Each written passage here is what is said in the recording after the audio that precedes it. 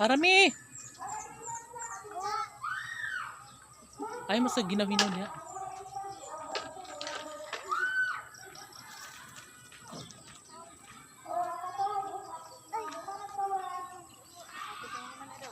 Huh? Oo, yeah. Malapit na matapos guys ang bahay. Diba? Super nice.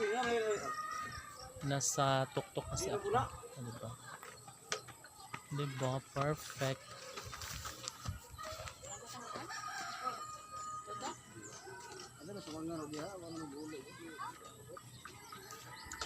So, ayun nga. Nas may kay diha.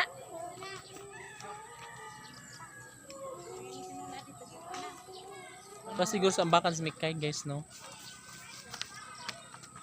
Guys, sobrang mainit dito sa Leyte and para akong nagkaroon ng mga ano yan? Kasi pang nanay kaya ng bungang singot. Bungang araw. Para ako na dito, Makati. Makati dito. Dito, Makati. Tapos nilalagyan ko na lang guys ng katsalis. Kasi ang katsalis ay mahusay sa bungang araw. Opo. Ang katsalis ay mahusay sa bungang araw. And effective guys, hindi na siya makati. So although meron pa siyang medyo rough kasi siya, para siya mga tagyawat pala na maliliit.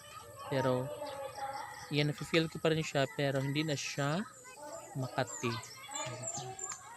So ayun, mabisa talaga sa akin ang katsalis guys. Kaya kayo kung meron kayong mga bungang araw, so di ba may ibang ilalagay yung parang powder katulad ng Melco.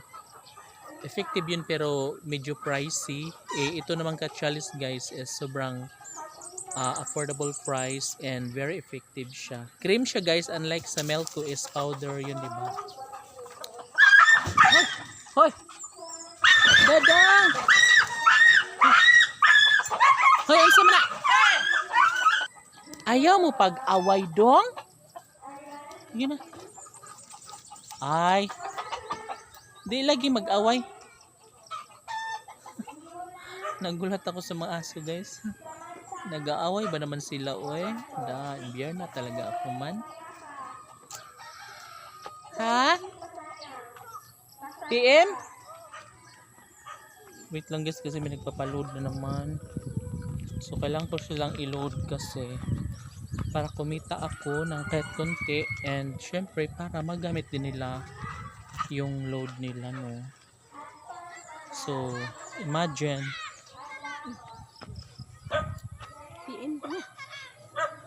TM TM din eh.